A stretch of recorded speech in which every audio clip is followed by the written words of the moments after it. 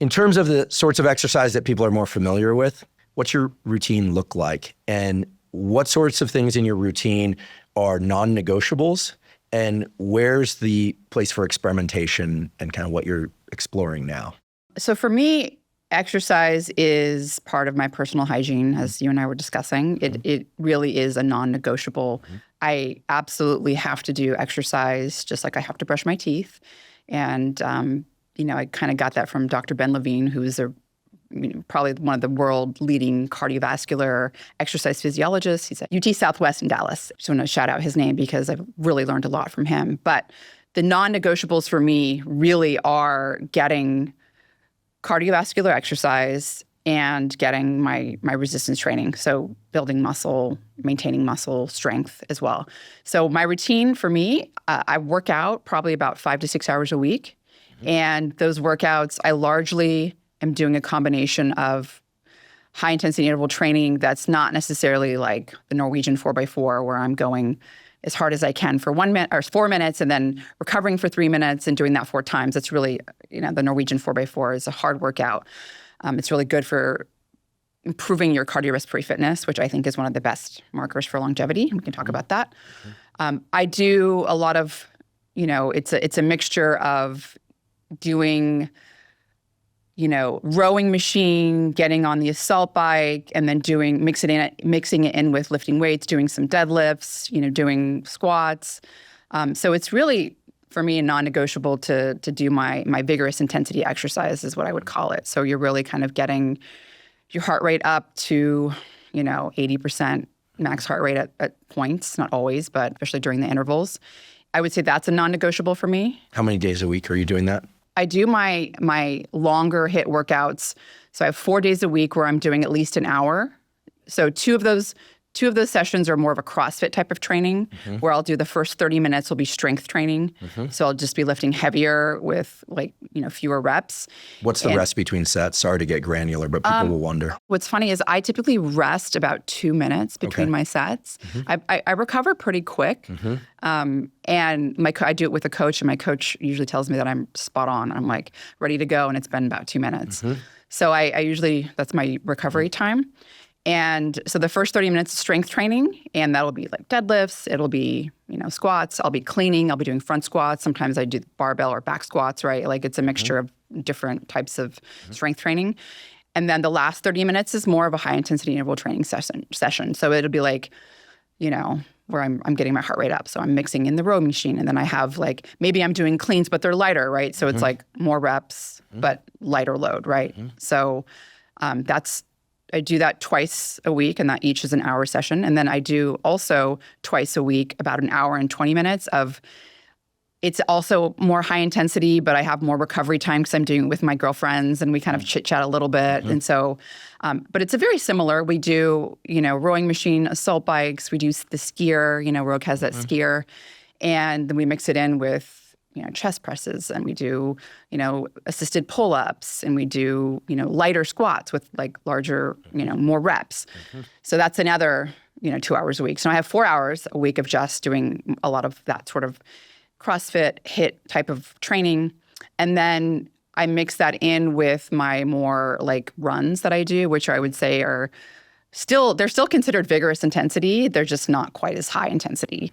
And I run in maybe 6 miles a week. So maybe at my max. But these days I'm mostly running probably 4 miles a week. So those runs tend to be sometimes they're 2 miles, sometimes they're 3 miles. And Do you enjoy running? I do. I do. And I think it's important as well. And sometimes I'll run with my husband, and we just kind of chill out and talk. And it's a nice time for me as well, just to kind of do that with him.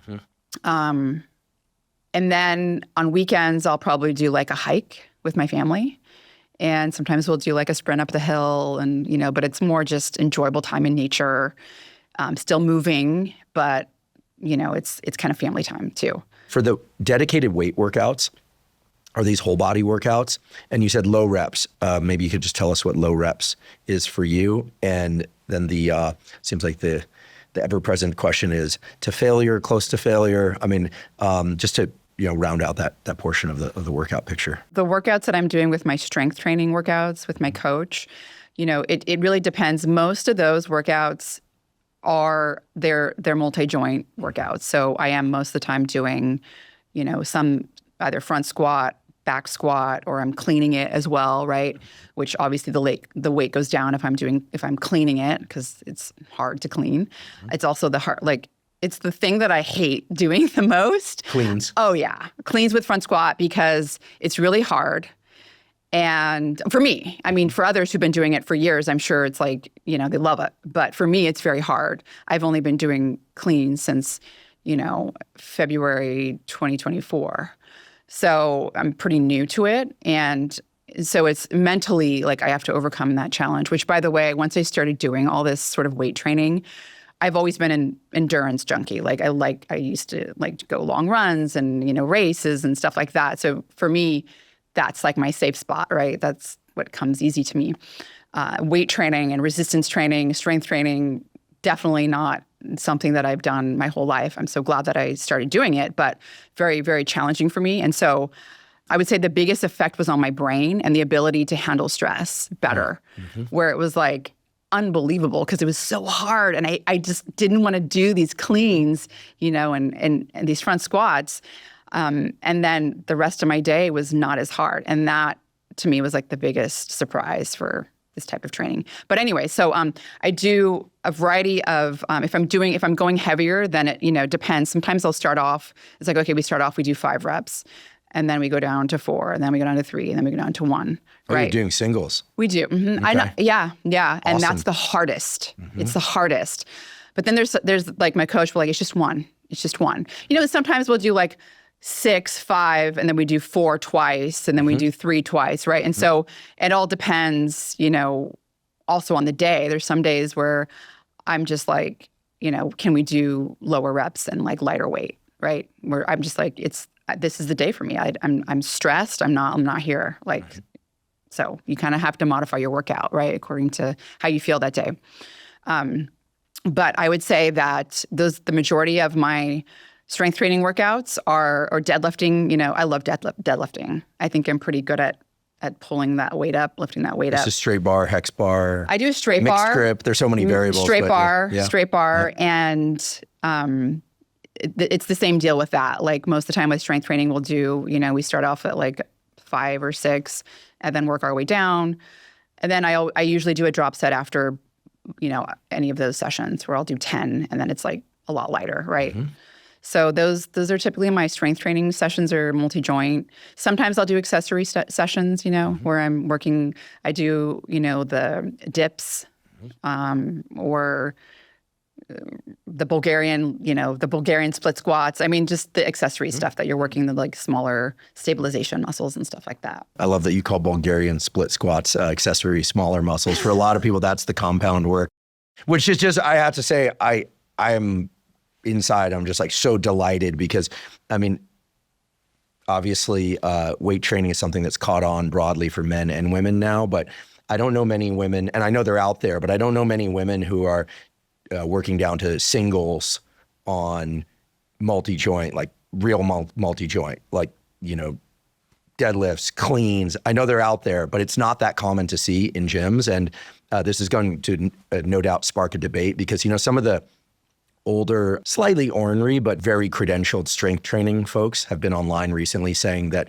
as people past 35, that they shouldn't do squats, that they shouldn't do deadlifts, and certainly shouldn't do them heavy because of this whole thing of, you can do higher reps and go to failure and still get hypertrophy. But what I love is that you're not necessarily talking about hypertrophy, maybe some hypertrophy, but this is about strength. This is about building more strength. And triples and doubles and singles, that's awesome. It's hard. That's awesome. It's so hard. And it's the part that I'm like all about, the last 30 minutes we're in its HIIT, and that's hard. It's a different kind of hard. But for me, the strength training is the hardest, and there's definitely a mental component, right, where I do not want to do it. It's like you talk about with cold plunging, right? Like you just, it's so unpleasant and you don't want to do it. And like you do it, and it's like that mental toughness that you're building, right? That's what I experience when I'm doing these strength training exercises that I'm doing. And I don't know if it's going to get easier. Maybe it will. It hasn't yet. I still dread it, but I do it. And I'm proud of myself for doing it. But it's definitely hard. And I am getting stronger, I think, mentally and obviously physically as well. But I have to add in the aerobic as well, though. I think that's really important. That's your base. Yeah. Yeah. You love it. I love it. And I do think cardiorespiratory fitness is very important, Sure. for long-term health, as well as, obviously building muscle and strength.